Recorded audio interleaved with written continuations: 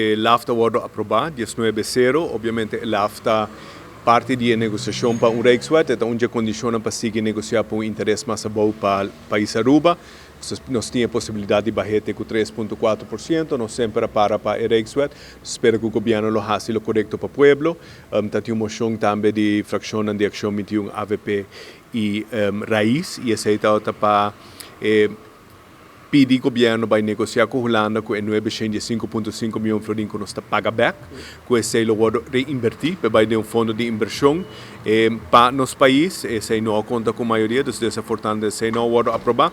Realmente o que mais adiante está com den Rijkswet, of para mim se den LAF já acaba não se entregar autonomia na Holanda, então quer assim aprovar a Rijkswet para o parlamento e para a autonomia, então engano para o povo. Não tinha acaba desde 2015 que LAF do ano passado. Não conta com o sustento, pelo que tratamos, não está confirmando também.